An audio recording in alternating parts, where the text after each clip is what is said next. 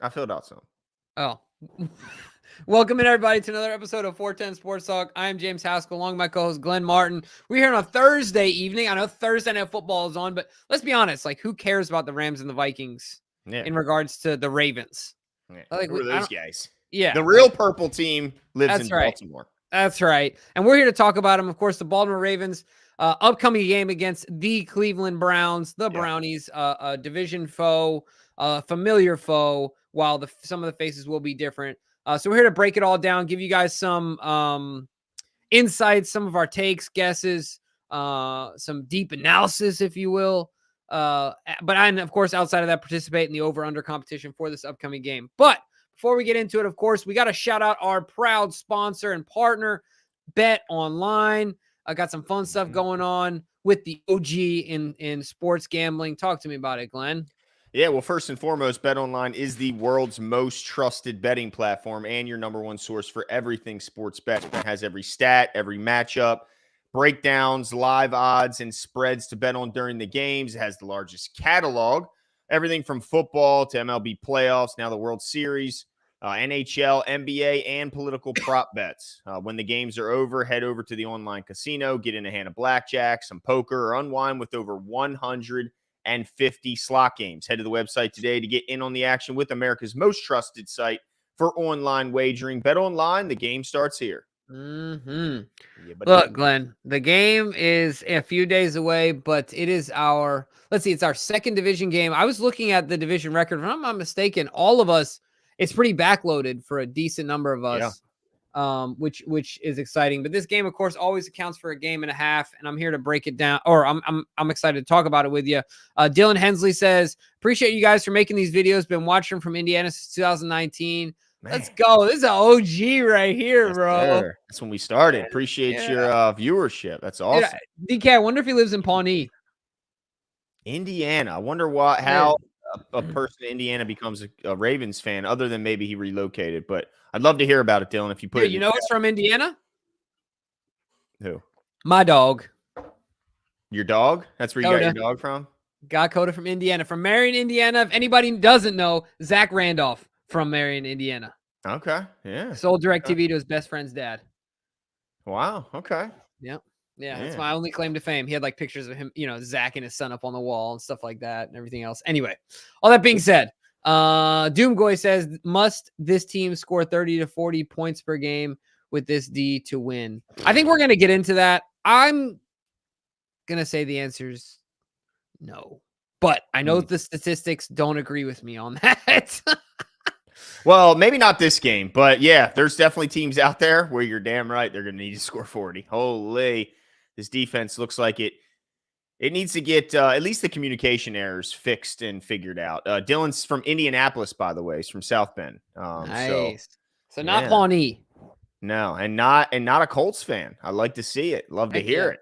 I mean, that's a beautiful thing. But yeah, look, we got a lot to talk about, a lot to get into, and the place we typically always like to start is a health check to see, which version of these teams is showing up. Is it going to be a depleted, injury-ridden version, or are they, hitting on all cylinders and bringing the best that they got? So I'm going to throw this graphic right up on the screen here so we can go through the injuries together, and here we go. All right, so my typical source was not available, so we're going to use this individual who puts it together. A little bit different, but ultimately still the same. All right, so for the Cleveland Browns, had the biggest concern they had heading into this week of practice and games is their injuries across the offensive line. They had Teller with a limited participation, their right guard.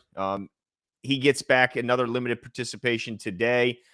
Their center missed practice yesterday before getting out there in a limited fashion today. And then, of course, who is it? Their tackle, Conklin, also limited both sessions, left last week's game early with the knee injury, but he's definitely tracking to play. Now, the big one, Jedrick Wills, their left tackle, did not participate in either day of practice. So really beat up on the offensive line, an offensive line that is right now, I guess, considered the strength of their offense.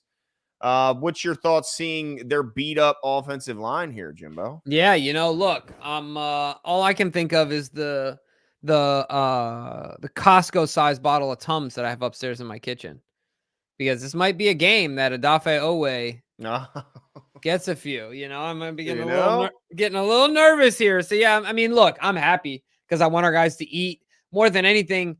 Like, even if this is a game where, in all actuality, it's not fair to compare this banged up offensive line to teams we'll face in the future or whatever. A lot of it is just confidence at the end of the day. Sometimes I feel like sacks come in bunches, right? And things like that. And so you see yourself executing. So if this serves as a confidence boost for them, that makes me excited. Pairing that with Jameis Winston, this game could be a double confidence booster, a competence booster for our defensive front and our secondary, because Jameis likes to turn that ball over. Which would be really interesting. So yeah, I think it's a bad sign for them. And even the guys who are going to maybe get out there, they're still going to be beat up, right? Exactly. So be on the lookout for this pass rush and defensive line, who really was the strength of the defense going into last week's game. Didn't have their best showing against the rush attack of the Tampa Bay Bucks. So look for that defensive front to maybe have a bounce back game against a beat up offensive line, who also just traded lost their first quarterback, their number one quarterback, to an Achilles injury. But as far as the good guys, here's the Ravens injury report. And the good thing is Jalen Armour-Davis, full participant after a limited session yesterday since being activated from IR. And the reason I say that's important, because we got a beat up secondary. Marlon Humphrey misses both days of practice this week, as well as Tampa missing both days. And then Nate Wiggins missed yesterday, back out there as a full participant today. So, as well as Arthur Mollett, full participant. So lost some guys in the secondary, particularly Marlon Humphrey, who's playing at an all-pro level, but getting some guys back at the same time, Jimbo. Yeah, I'm excited to see Arthur Mollett go out there, do his thing. I'm excited to see him flying around. I'm okay if Marlon sits this game. I mean, like we said before, they got their number 2 quarterback out there. And here's Jameis Winston. Like, don't get it twisted, right? Like, Jameis Winston was overall pick, and is probably a top 3 backup in the league. That's probably fair to say. I mean, obviously we know who number 1 is, right? Who's that? Joey Flacco. Oh, for sure. I mean, he's the best. I thought you were about to say Snoop or something crazy. No. Come on. Okay. All right. No. But yeah, Joey Flacco, number 1 by far. Yeah. For sure. But no, so my point is, I'm all right with Marlon sitting this game if he's on the line. How do you feel about that? Like, if Marlon's on the edge and you're all right with, hey, let's sit him a week.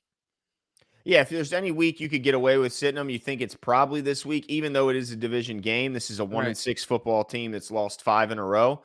And ultimately, I want Marlon to be healthy when it matters most, and not against 1-6 football team. Right. So yeah, get him healthy. What we don't want to see is, remember last year, he was milking an injury, and then all of a sudden had the big one that kept him out. So yeah, get this guy healthy. And if he's not practicing, I don't want him playing. Yeah, no, that's fair. Speaking of injuries, sorry, go ahead. Zay Flowers missed That's both what I was days. just about to ask you about. Yeah. Oof. What's that do for you? Does it scare you? Yeah. It makes me a little nervous because we've had so much success when he's our guy out there in the heavy package. So it does make me a little nervous, because I don't know if Bateman can fill that role 1-for-1. I mean, I know he can't, right? As far as like getting the ball out quick, they're just different players. Not a knock on Bate. They're different, right? Yeah, he's all. Does make me a little nervous, but he came back and played in the game. Yeah, not very effective, but did come back. So I don't know if he misses it. What do you think? I think tomorrow's status will be the big determining factor. I got a sneaky feeling he's out there. I feel a lot better about him being out there than Marlon Humphrey. I'll say that. But yeah, I mean, that's the big one there. It looks like they might get Broderick Washington back. He missed last week, and look, maybe he was, a more important cog, and maybe he's the reason why these guys had such a struggle, because he was not out there. And then Travis Jones as well, back to practicing today in limited fashion while missing yesterday. So yeah, there's a lot of guys. This isn't the list we saw earlier in the season when it was, 1 or 2 guys. These are key contributors who are true question marks, I think, for this weekend's game. I will say this, I'm going to knock on wood, but 5 really important parts of this team are not on this list. What's that? our offensive linemen are Oh, true. are healthy right now. Yeah, and they were That's a banged up big last deal. week. Yeah, and that's a big deal. Certainly going into this is the meat and potatoes of the season. Yeah. Yep. This is really, really a dense part of the season. Now, we do have a little bit of look, we can say this as fans and as media members, the Ravens can't. We do have a little bit of a reprieve here in the at least record wise in the teams that we're playing. Now we have a few division games. I think in the next 4 games we have them, and then we also have the Steelers, them as in the Browns and the Steelers. But all that being said, we had a tough stretch there that we did really well in. And we came out healthy. Let's hope that trend continues, certain for the boys up front, everybody looking forward to that. G Isaac says, James, don't worry. We'll add some lettuce to that bacon header for you. Glenn, you know what I'm thinking about doing? Just to help it go down easier and mitigate. Oh, it's going to go down good. Oh, dude. Well, mitigate the aftermath. Okay. Like just taking a half head of lettuce, cutting it in half and smashing it in the bun. You think that'll help? Will help with the fiber and everything else, just so it doesn't dude. Yeah, it's going to be bad. It's going to be bad, but it's going to be great in the moment. I think when you get that, you're going to sink your teeth and you're like, wow, my head just lights dude. up. Yeah. all the brain chemicals and all the, yep. Yeah, all that's going to be kicking off. You're going to be reading minds that night, dude. You know what I'm saying? You're going to be seeing through walls. It's going to make you into super Jimbo. Dude, we'll see, bro. We'll see. And then you're going to be hating life after that. Yeah. You're going to be so pissed off. Like, why did I agree to this? This was horrible. Yeah. Yeah. I can't wait. Look, we're going to have an injury. We're going to edge you to IR. We're not going to see you for a few weeks. Dude, I tell you, at least at my house right now, we got plenty of A&D. Got plenty of, butt cream, all that wet stuff. wipes. You got plenty of wet wipes. Dude, let's go. I mean, you might have to lift the seat up and sit right down into the water and bird bath that joint. You know what I'm saying? I mean, things got to get done, bro. Oh, dude, I do like a good bidet. Yeah, buddy. Yeah. Gotta do what you gotta do. Colder out there. It's gonna be ice cold that bidet. It's gonna be cold, bro. Take down the sizzle. Oh gosh. Anyway, but no, I'm happy. I know there's some skill positions that we're concerned about in the secondary and things like that. But look, Lamar's not on the list. Derrick Henry isn't on the list. Our offensive line isn't on the list. As far as I'm concerned, if those things are intact, we got a good chance to beat anybody. Okay. I like that. All right. Well, let's get into our breakdown here, Jimbo. Let's start talking the offense of the Ravens versus the defense of the Browns, which is obviously right now, and I think even before the season started, they would have called it the strength of their team, despite having some big names on the offensive side of the ball. This is their bread and butter. The defensive side of the ball is where they kind of make their money here. They got some really, really talented players. So let's go into some of who is their threats and kind of who to look out for. I'm going to, again, share my screen and show you. Now, one guy we didn't talk about on the injury report, which I'm surprised, is their running back, Jerome Ford, their number one to this point, missed practice both days this week. And he's their leading rusher. Yeah. As you can see on the screen, he's averaging 5.3 a carry on 50 carries. He's got 1 touchdown. Now, we know Nick Chubb is back, but they're still working that guy back into the offense. He had 11 carries last week for only 22 yards. Did have the touchdown, although a short one. He did get into the end zone. But losing Jerome Ford, Jimbo, is definitely going to hurt this offense. They're going to have to rely more on guys like Donta Foreman, Pierre Strong, and, of course, Nick Chubb. But, yeah, I think Jerome Ford could be an absence for them. Big time. No, I agree. And if I'm not mistaken, Glenn, he's a pretty versatile back, right? Like, he can do a little bit of everything. Certainly can be a bit of a release valve for Jameis Winston. Well, look, I don't know. I haven't seen a ton of Jameis based on his stats. I don't know how much he likes to check down the ball anyway. But yeah, that's a good point.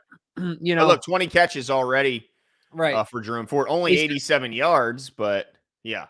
But certainly he's a high volume piece of the offense. Yeah. Effectiveness aside, he's getting the ball a decent amount. So having to remove that is going to be, I agree. While Chubb is coming back, it's still a major injury. It's only second week back. I think that's going to be an issue for them. Amari Cooper's gone, obviously. They got some guys over there as well. I don't know. Who are you most nervous about on this side of the ball? I know Njoku's obviously done some stuff against us in the past. Joe Flacco, Elijah Moore seemed to have a thing to, a bit of chemistry last year when he came on the scene. But that's one of the things that's interesting to me about you have a new quarterback now. He probably has some different chemistry with some different guys. Yeah. You know, it's funny, Jimbo. We were supposed to start talking about their defense, and we just jumped right in the offense. And that's okay. We're going to do things a little bit out of order here, and that's my fault. And I apologize. But, yeah, we're talking their offense versus our defense first. And, okay, that's switching it up. That's all. That's right. But obviously with Amari Cooper out, that's their big guy. That was the guy that was getting all the separation, making the tough catches. And I think you're right pointing out in David Njoku. He's the guy that scares me the most. 20 catches on the season, but definitely more of a threat with Jameis at the helm, likes to throw to the tight end. And found him. He had, I believe, his first touchdown last week, David Njoku. And this guy, he's an athlete. He can stretch the field. He can absolutely run. In the middle of the field's been the area where the Ravens have struggled a ton. Specifically when they asked Roquan to do a big time cover large chunks of space, and he's even looked bad. So yeah, David Njoku, Jerry Jeudy's is an odd. It's the weirdest thing. Like he can get open, but he doesn't trust his own hands. He basket catches way too much, doesn't snatch balls out of the air, and gives you nothing run after catch, Jimbo. Like staggeringly nothing. Let me see. For the season, Jimbo, he has 45 yards of rack. Like, what did Bateman have on that one reception last week? Like, I think he had 45 literally on one play. Right. This guy has 45 yards for the entire season. Like, it's absolutely pathetic. And just to kind of to further that point, David Njoku has 100. He's their tight end. He has double and then some. So, yeah, I don't know what's up with Jerry Jeudy. Doesn't trust his hands, has drops, gives you nothing after the catch, and really none of their receivers give you anything after the catch. Like, I mean, David Njoku is their biggest threat, but after him, I mean, I don't think like Elijah Moore has 62 yards after the catch. Like, who does that? Cedric Tillman 36. Like, what are we? These guys aren't. These guys they just don't scare you a lot. So definitely David Njoku's the scariest guy. No doubt on the offense. What are you laughing about, Jimbo? I'm just laughing that you're absolutely right. They don't scare you. Like no. It's hard for me to be nervous at all about this game. The trap thing is the biggest thing that scares me, right? Like and it's an intra-division game. Yeah. So there's a relative familiarity there, right? But well, they got a good defense. We haven't gotten to that part yet. And look, a defense that good, if playing at their best, could definitely make a difference. But Jimbo, this team's been sacked 35 times. That's 5 a game they average. Come on, Adafe. Come on. You can do this, brother. And then they're also number 1 in penalties on offense, while being overall ranked 32nd in the league offensively. And most importantly, well, maybe not most importantly, but certainly important, they are 32nd on third down. So, yeah, they're 32nd on third down. They're 29th in points. They average 15 a game, Jimbo. 15. Is that good? They're worst in yards. They're Now, Glenn, this is really the question. How much of this do you solely contribute to Diddy Watson? Yeah, he's a huge. You know what I'm saying? Because that's the hard part. Like, how do you separate the two? And that might be the edge they have, right? Like, they do have a bit of unknown. Even though Jameis isn't a rookie and he's not a newcomer and he's got plenty of tape, it's been a while since we've seen a ton of Jameis Winston tape. So, and not even just like the unknown aspect of it, just the relative improvement. Like, you can't get any worse than Deshaun Watson. You know what I mean? The addition by subtraction. Yeah. Well, yeah, any way you slice it, he was terrible statistically. Just statistically. We're not even talking about how terrible he is as a human, right? Just statistically. Jameson has to be better, right? Yeah. I mean, there's no way. How can you get statistically? Well, definitely push the ball down the field and put more pressure on defenses for sure. So that's the only so I guess that's the thing outside of the trap game that does have me a little nervous is like, okay, now if you have a competent guy at the helm, how much does that truly change this team? You know, I mean that could surprise a person or two, right? Like that could surprise the Ravens. to make this game a bit more competitive than And it could maybe give some it add should some be. juice to the guys around him too. Like Yeah. if I'm a receiving guy, I'd be way more hyped to run routes for Jameis Winston. The potential that the ball is actually going to get there Yeah. than Right. Once you Diddy over pass there. 10 yards, yeah. Did He he wasn't want ain't getting there. passing you the ball? Now the thing that Jameis is going to hurt him is the mobility at this point in his career. I mean, he's never been the most mobile guy, but all young quarterbacks tend to have some mobility. But at this point in his career, he ain't moving much in the pocket. So another good sign that maybe Odafe Owe might be able to make some noise this week. Yeah. No, I agree with you 100%. Now, do we want to talk about the Ravens defense against this offense, statistically Well, hold on, speaking? hang on. We gotta. Uh-oh, what just happened? We didn't give our key or our player. Well, I know. No. I was saying we switched it. Remember, our defense versus their offense. I was saying I was going to provide some stats on our defense. Well, hold on. We haven't finished on this side yet. We done All went right. down this alley. We got to get down to the end. That's what I'm talking about. I'm saying, yes. Oh, on our defense? Correct. Oh, okay. Yes, sir. Yes. Yeah.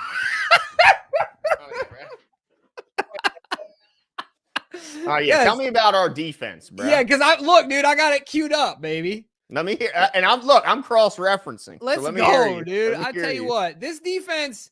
Let me just say this off the top. Obviously, you guys know who the Ravens defense is, and the interesting part for me about this game, Glenn. I'm obviously going to get to this, but is the rushing defense. Now, statistically speaking, we're still number 1 in the league at 68 yards given up per game.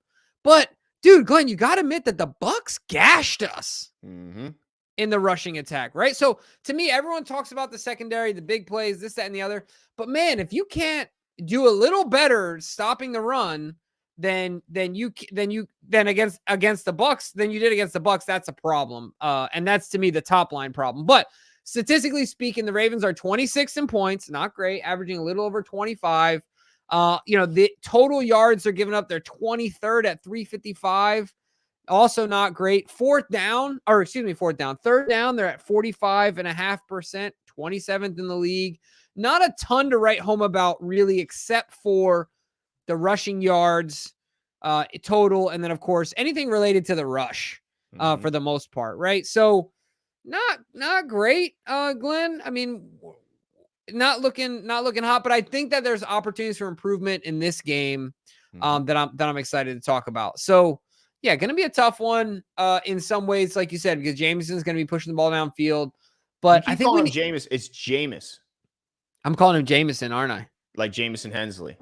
It's all right. It's okay. Freaking is his name not? Yeah, it's Jameis Winston, huh? Yeah, just it's not Jameson Hensley. Jeez, it was not to be confused. But no, Jameis Winston's gonna put some more pressure on the defense. But the other thing too, like I said, we gotta stop the run, stop it early. Right? Just got to. And that was, to me, that's what it was, like a residual effect in that Bucs game.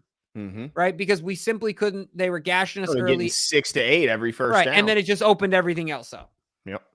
So that to me is the key there defensively. But if you want to talk about our X factor and our matchups and stuff like that, let me give you mine really quick. I think I just talked about it, but really it's going to be the rushing attack against our front. Can we snuff it out early, Glenn? Just stomp on it, make it a non-factor, and then guess what happens?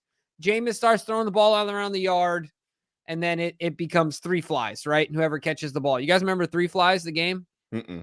You throw it's just pop flies. You throw it into a group of kids. The first one to catch 3 pop we called flies it jackpot. Jackpot, 3 flies. Jackpot had like a scoring component to it, right? Yeah. You 3 just flies name was a number. Yeah, 3 flies was just catch 3. Okay, all right. Same idea though. Same exact idea. That's what Jimmy, you don't want to play that game with me, Jimbo. Oh, dude, I was Glenn. I was a lot higher. But this is the thing, Glenn. I would step on feet. I would pull on people's shorts. You know what I'm saying? Like, dude, I would get nasty elbows. Climb people's backs. Anything I had to do, dude. Just grab my shoulder and vault up. That's right, dude. Yeah, I'd pants people. Anything I got to do to win. So you better look out. Okay, all right. That's all I'm saying. Anyway, Asmodeus, if you're messing up his name because of Jameson whiskey, then I'll invite you to a scotch. Dude, if you think a Baconator's bad, Glenn, could you imagine if I consumed some dark alcohol? Oh, dude. Yeah. You see a whole other side of Jimbo, dude. He'd be like, "Why do people do this?" Just throwing it. It'd be an absolute disaster. Death. Oh, Yeah, yeah. Let me see here. Don C says, "Great, Glenn. Great thought on Azeez Ojulari being available potentially from the Giants. With them signing Burns, he would definitely be available. I like it. Yeah, and also extending Thibodeau is all the more reason why he should be on the move. They're out of it. They got some young studs, but they just, I mean, obviously they need a quarterback and they need more on the offensive line, amongst other things. And you need draft capital to get all those things. So yeah, be willing to move on from Azeez instead of just letting him walk in the offseason, Giants, please." The Ravens have to be active here. They just have to be. But don't be surprised if they're not. No, I will be. I will, and I won't be happy. Okay? I will not be you're happy. Gonna be salty? I'm going to be salty because, I mean, come on. Enough's enough. We're good enough, but we're good enough in some areas, but we're not good enough in every area. And pass rush, to me, is the biggest area because it'll help your other biggest area of need, which is the secondary. And look, I would absolutely love if they found a way to add to both. The safety room and the edge group would be my ideal trade deadline, but we'll see. We'll see. Fingers crossed here, Jimbo. What happens if you do that? Fingers crossed. Does it do anything like emojis wise on your screen? Oh no, it's not. Okay. It's not anything cool. Let's see. Wait, I'm on an old computer, so I don't even know if it'll do anything. Oh, there we go.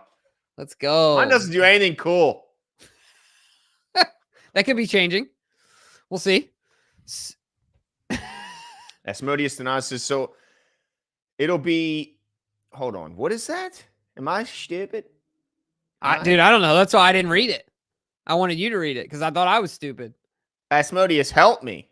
What does this mean? I'll be something with a McBanger. That's probably like a big, I bet that's a real word. I just don't know. I need clarification, Asmodeus. Hey, I don't know it either, dude. It's okay. But I appreciate the DK, do you know that word? If DK doesn't know it, it's not a word. It's not a word. Yeah, that's I'm officially convinced. Oh, it's a scotch. It's a type of scotch. See, I'm not a scotch guy. First of all, I'm mainly a beer guy. Jimmy will tell you, I mainly drink beer. First and foremost, you can drink beer all night and never really get too drunk. Like, you know, you got to pee a million times. That part sucks. But I can be an active member of the party and everything if I'm just drinking beer. If I bring liquor into it, then just like black out, like you're. Yeah, dude. I can be making deals with the big guy later that night, if you know what I mean. Like, please, I'll never do it again. Get me through this, please. So yeah, I stick to beer. Beer's nasty to everyone until you drink it enough. It's just like coffee. No one drank beer the first time. I was like, wow, this is yummy. Never. Dude, let me just say this real quick. At races, there's this company called Athletic Brewing, and I think there's a few other companies that sponsor races, and it's non-alcoholic beer. Why? The only way non-alcoholic beers make sense for me is if you want to go drink with your buddies and you're a recovering addict. Yeah. Like if you need it's like methadone, right? Like if you need that, then I get it. But you marketing it to me as like a post-race beverage? Weird. I don't get the attraction. Yeah, I don't like it. Jimmy's going to stick to his ginger beer, ladies and gentlemen. Okay? That's right, baby. All right. That's right. Not to be confused with root beer. Okay. That's right. No, ginger beer is sharp, man. Get your beers right. But yeah, as far as my defensive key matchup is going to be, it's going to be David Njoku versus the middle of the field. I'm sure we'll see moments where Kyle Hamilton will be guarding him, moments where it'll be tasked with a combination of guys, maybe Roquan, and then you have a guy over top kind of bracketing Njoku, because this guy is probably, I mean, I think one of the most underrated just straight athletes in the National Football League. This guy, when he takes his shirt, I mean, he looks fake. He looks like an action figure. It doesn't look real to see that guy at that size run the way he does. So yeah, that's the biggest fear for me is David Njoku. And so stop him. And I think you have a good chance of stopping the offense. And my X factor, I've been talking about him all show. It's Odafe Oweh. It's Odafe Oweh. He's going to be all over Jameis Winston's ass. Okay. And look, I love watching Shannon Sharp and Ocho Cinco stumble over trying to figure out how to pronounce Odafe Oweh's name. If you hadn't seen it, it was pretty good. I like me some Shannon Sharp. You know, he's obviously a former Raven. But, man, nobody in the national media makes it more obvious and more clear that he's spread too thin and when he's asked to cover all 32 teams than Shannon Sharp, in my opinion. Like, and it's a lot to ask. Like, I don't even blame him. But like some guys are so good at faking. Other guys actually just do the work. Yeah. Shannon just shows up, man. It's like he gets a box score and he riffs, bro. He just riffs. No, he does. You're absolutely right. That's a good point, Glenn. That's hilarious. DK's favorite scotch is Macallan. Did I say that right, DK? Macallan. All right. There Of you course, go. DK drinks scotch. He does. I bet he does. I bet he has a smoking jacket. Dude, he takes a shot of scotch before he hits the church basement at his AA meeting. DK's drunk ass over there. Oh, that ain't right, dude. They're like, no. DK, you can't come in here smelling like that. That's right. His hands are shaking. That's fucked. I need another shot. Settle me down. Oh, that ain't right. That ain't right. Obviously, I'm kidding, guys. DK is not in AA that I know of. But if he was, more power to him. Glenn, I got to say this. People that have gone through AA are prophets among us, dude. Listen to people that have gone through recovery because they are smarter than you. Dude, strong people, man. Brave people. Mm-hmm. There's no doubt about that. Cask strength is deep. Oh, come on, guys. You're getting too deep. I know. Seriously. I don't know. Hey, dude. It's like talking about women's golf right now for me. No concept. I don't understand a thing. I got nothing. I do love me some golf though. All right, let's move on. Wait, Glenn. What? I didn't give my X factor defensively. I thought you did. No, I gave my matchup, but not my X factor. Oh, all right, my bad. Go ahead. No, it's all good, all good. My X factor because of the run. Look, like I said, while statistically we look good on paper, we need to reprove to ourselves that we can stop the run. Right? Our average went up by 27 yards or something like that in one game. Yeah, that's that's a problem because anyway, so Michael Pierce with Travis Jones with the ankle, plays or not, banged up, Brody's banged up. Michael Pierce got to be the guy. He's got to fill some gaps, got to help stop the run, disrupt things up there or up front. So I'm going with Michael Pierce. I'm saying he gets a tackle for loss. I'm not going to say it's you know what, Glenn? I'm going way out there. You ready for this? Okay. Tackle for loss and a sack. Michael Pierce, lighten up the stat Michael sheet, Scott. Baby. You almost said Michael Scott. I love Hey, you know what, Jimbo? And it's not even just against the run. Dude, he led our team in pressures last week. Dude, he's getting home this pressures, week. Bro. Yeah, he's getting home. He's getting home this week. That's crazy. Yeah, and he's getting a tackle for loss in addition to getting home. I'm sorry, 4 pressures last week. But he led our team. If I told you that Metabike, Kyle Van Noy, Owe, you'd probably believe me on Ajabo. But if all those other guys, and I said Michael Pierce would actually lead our team by himself with 4 pressures, that's a really, really good pick. And I think we need Brody back to help with that run. But Michael Pierce, man, what a player that guy is, especially as a pass rusher at that size, a freak of nature athlete, no doubt about it. But all right, let's move on. Let's talk about the best part of this matchup, the Ravens offense against the Cleveland Browns defense that, again, got a lot of good players. They don't statistically look as good, but part of that is because they have the worst offense in football on the other side that gives them absolutely nothing and doesn't help them whatsoever. So, Jimbo, do you have their stats offensively, or do you want me to pull it up? No, okay. Dude, I'm all kind of prepared today, bro. Hit me with the stats, and then I'll hit you with the players to watch. So similar to the Ravens defense, this offense does not have a lot to write home about. So this could be a good get back game for our. Wait a second. We're talking about their defense, Jimbo. Yep. I got it. All right. Here we go. Woo! All right. So they are. Look, middle of the road in some things. Everyone's talked about how good they are, Glenn, but statistically, they're not excellent. They're giving up 23 points a game, 18th in the league. Look, they're giving up over 300 yards a game. Middle of the road, they're giving up 317. Middle of the road right now. They're doing better than us, of course, on third down, which is a big deal. They're 9th in the league in third down conversion rate at 32%. And then, we already talked about the 23 points. But let's see, rushing yards, they're at 126. Big deal. Big deal. We're going up against Baltimore and you're already at 126 because that number is surely going to go up. Passing yards per game. Let's see here. They're giving up 191. And once again, it's also middle of the road here. The things that I see that they're really good at, Glenn, is the opposing completion percentage is high. Mhm. And then, like I mentioned before, they're pretty high up there when it comes to third down conversion rate. But they've had some rough games. I think Yeah. they've gotten scored on 30 plus in 2 games. So I know everyone talks about this defense. They got the horses, this, that, and the other. I don't know if they are what they were last year. I'm Yeah, no, not that nervous about them. they definitely took a step back from last year. There's no doubt. But again, when you have the worst offense in football, how is that going to affect your defense in, in a complementary football sport that this is? I mean, Yeah. a complementary sport that this is like football. But you're right; they are top 10. They're ninth in third down percent. But the thing that scares me about this team is that, first of all, they have Myles Garrett and they have Zadarius Smith. Both have 4 sacks already on the season. And they're really good on the outside. Like, their corners are really good. They played excellent last week against Chase and Higgins, got all over. The interception, I think it was interception, or did he just, I think he came up with it. Denzel Ward had against T. Higgins on the right side. Crazy. Like, the whole rep was absolutely insane. Like, that guy, they're good in the secondary. Delpit, second on their team in tackles. Um, Look, they're good. Now, they're small in some areas, but they're bigger in other. Like, it really just, like, we all know about JOK, one of the fastest linebackers, smaller guy, but has 2 sacks, has a pick. He's absolutely everywhere. Grant Delpit, like I mentioned, LSU safety, second on their team in tackles, will come up near the box, be up near the line of scrimmage, and make his presence felt. Emerson, their number 2 corner. Bush, they picked up as a linebacker as a free agent. There's Zadarius, 4 sacks from Myles Garrett.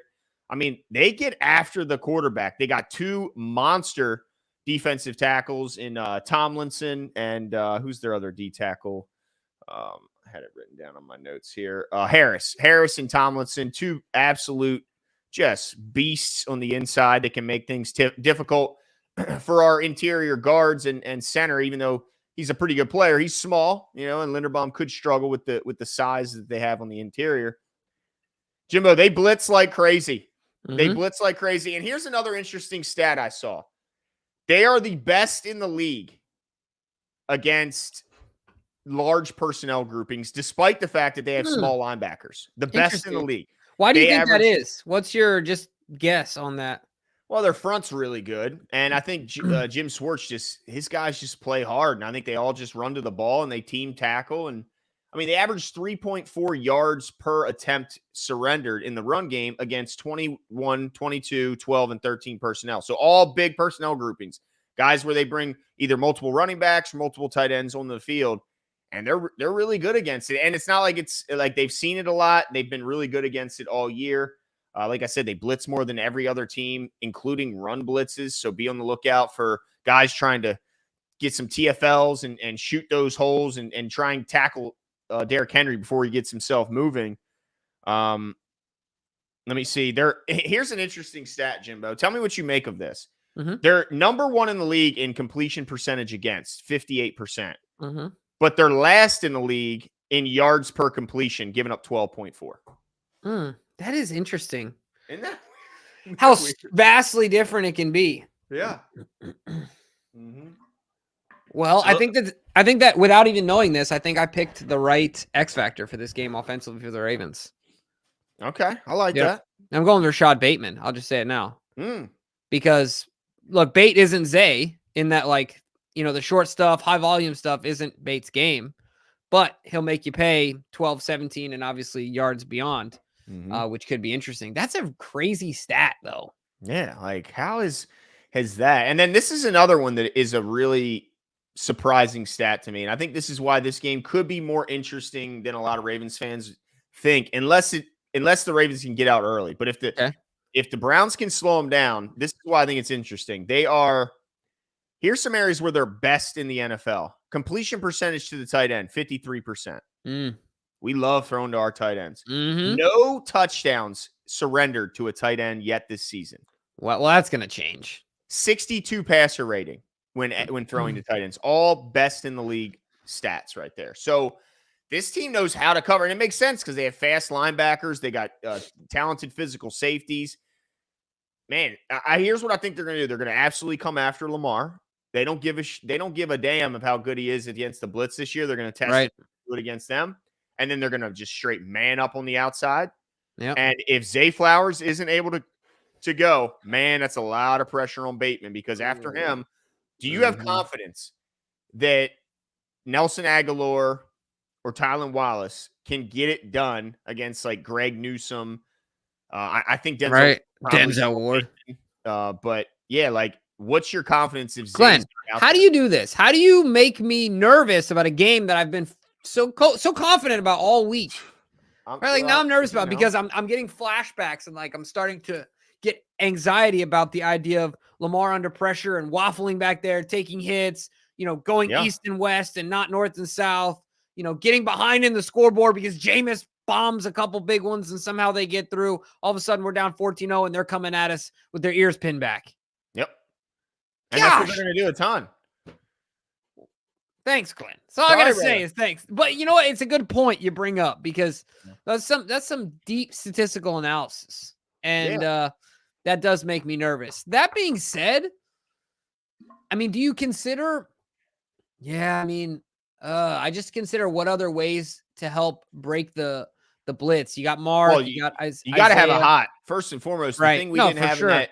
Remember that first drive in Tampa when we went 3 straight plays backwards? He had nowhere to go with the ball. Yeah. So Monken has to make sure there's a hot route. Of course, Lamar's responsible for that as well. But they got to make sure, where do I go with the ball if they send more than I can block? Yeah. What's up, Jimbo? No, I'm just getting nervous, dude. Got you. Lil Trev thinks you got the game script. Man, I hope I don't. If I had the game script, the Ravens would have won every game in franchise history. If you have the game script, you better send me so I can put a couple of dollars. I was going to say, you know how much money I would have? Woo!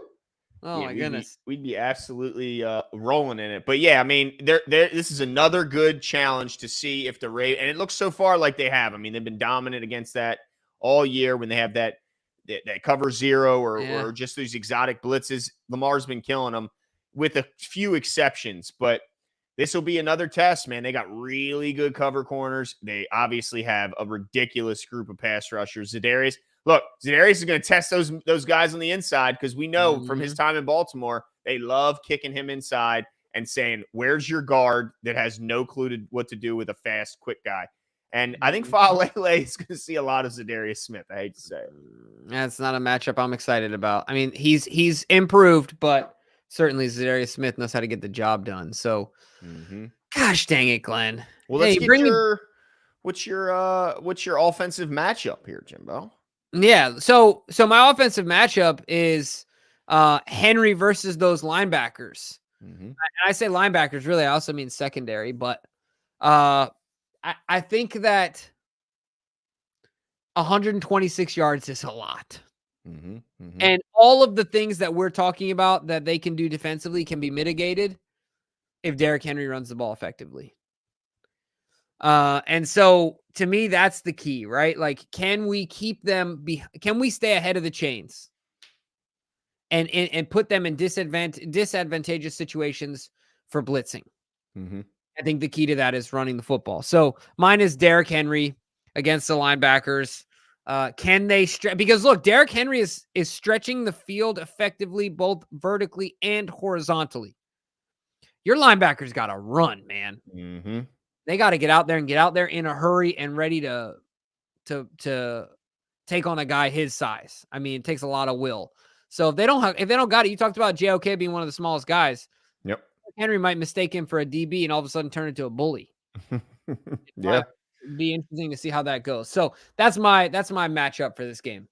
I like it. And mine, it's let's see. The Ravens tight ends versus the middle of the field defense, combination of their linebackers and safeties, because man, they are the best in the league against it. And we know we have the best tight end attack in the league, not only the best group, but also the best ability to use this group so far this year, where they're spreading the love. It's just amazing. If you just, at the end of the game, just calculate the tight ends as one grouping and look what their production is, it's absolutely insane, efficient, chunk plays.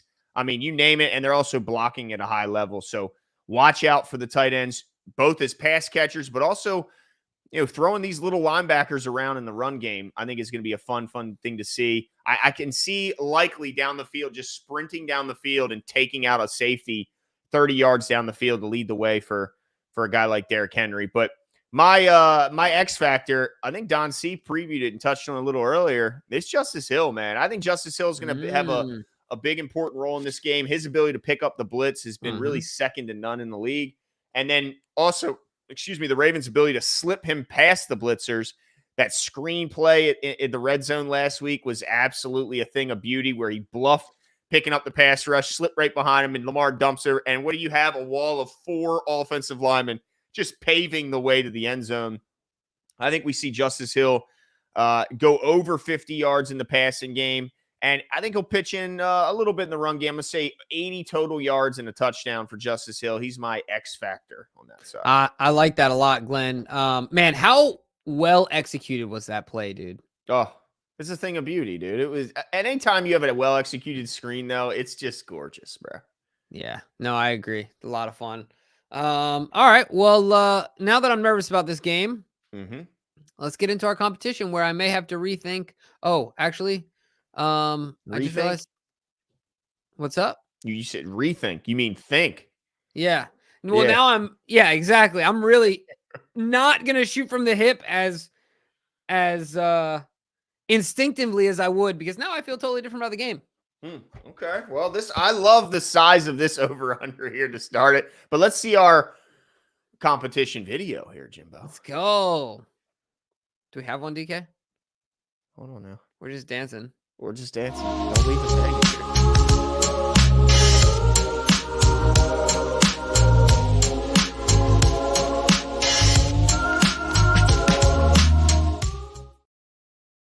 What? Let's go, dude. I'm going to start rapping on that one day, dude. Lose all our subscribers. Could you imagine if I just spit absolute flames coming out of that? Like, DK, keep it going. And you were like really good? Yeah, you know I'm not cool everyone's enough mind. No chance. You're a pretty cool cat, in my opinion. But all right, let's see the first over-under.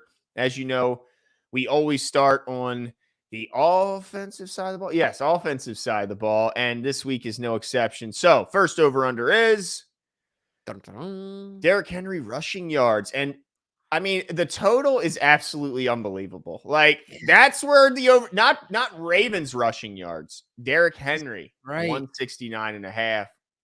What do you say, Jimbo? I'll let you. I'm going under. You're going under? Yeah, I'm going under. Not that I don't think Derrick's going to get the job done, but that's just so many yards. Does it scare you at all if I tell you DK said over? Nah. You're still good with that? Yep. All right, you say under. You know what? Man, I don't want DK to win again, dude. Let me.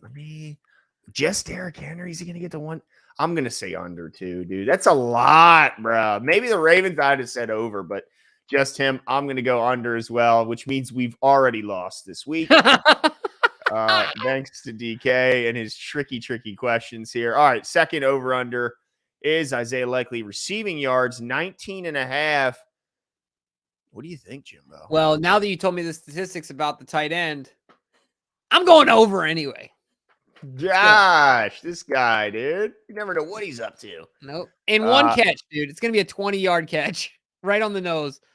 You know what? That scares me a little bit. You know what? Oh, do I want to put under here? What do I think? Isaiah, what are you going to do? He's been a little quiet. He's been a little quiet. This would be the exact game that Isaiah would break out in. You know what I mean? I'm going to say under. All right. Well, you guys have lost. I'm going to say under. DK says under as well. On the defensive side of the ball. 2 of 2. Okay. Browns passing yards, 189.5. Oh, I'm going over. That was the quickest over. Yeah, they won't mean much, but Jameis is going to get his yards, dude. For sure. Honestly, if DK would have put it at 289.5, I would have still said over with this defense. I'm not lying. Especially when I think they're going to be playing from behind and throwing it every play in the second half. Right. Yeah. Over is our answers on this one. Ravens sacks 3.5 is where he sets it. Oh, I hope this one's over. What do you think, Jimbo? Well, you go first. 3.5's a lot, though, dude. I'm going to say under. I say they get to 3. Ooh, yeah, I'm going to say under as well. EK says over. We are so screwed. I mean, we definitely lost. All right, last one. Total score. Well, first tiebreaker. I should say last. The regular over under first score. First tiebreaker is the over under score 42.5 is where he sets it. What do you think, Jimbo? Yeah, I'm going over. I think the Ravens win this game a whopping 38-23. Wow. So they put up, okay. Yeah, I say over as well, but I think more like, I'm going to say 31-14 is my prediction. So I think it's going to be I think we're going to give him a spanking. But I could be wrong. Oh my God. DK's closest to the pin yardage prediction is absolutely insane. Like, that's insane, dude. I mean, DK says 485, Jimbo. I'm going 500. No. I'm going 500. Here's my moment. 450. Here's my moment. Oh, see, you done lost, Glenn. Better hope it doesn't come down to yards. And you know what? I could have been a real snake and put 480, but I didn't. Yep. I didn't, okay? Because that would have been a real dirtbag move. I'm going to say, you see that? Me and Don C are here. You know what I mean? Locked in. We'll see. Didn't you come in last week, Glenn? Huh? Like last. Who, me? Yeah. Huh. I don't remember that, dude. I only looked. I'm still waiting for you to pull your shades out, dude. You haven't done it yet. Dude, where are my shades? I know. You know what? Put a hat on. That does the trick because the future's bright. Oh my gosh. Actually, you know what? Take that hat off. Lug nuts for life. Lug nuts. Never forget. I like it, dude. Rocking it. Let's go. That's right. Oh, did I mess my hairpiece up? Nah, you're good. All right. Look at Don C, dude. Jimmy, don't let the facts kill the vibes, bro. Yeah, man. What we doing, dude? Glenn and Don C are here with some alternative facts, bro. Hey, Jimbo. Yeah. You ask and I deliver. See, did Katie just bring those to you? Huh? Did Katie just bring those to you, dude? Look, man. That's awesome. Right here, baby. Let's go, dude. I like it. That's right. Anyway, that's it for this week's preview show, ladies and gentlemen. But if you want to participate in our competition, please make sure you send us a private message with all your answers, or wait for this live session to be over and put it in the comments below. We will announce the winner in next Tuesday's episode. But of course, you'll see us back live after the game. As soon as the game is over, we go live every game. So make sure you're here so you can recap, celebrate the win, get through some therapy sessions if it's a loss, and move on from that game with us. But that's it for us tonight, folks. We will be back game after the game.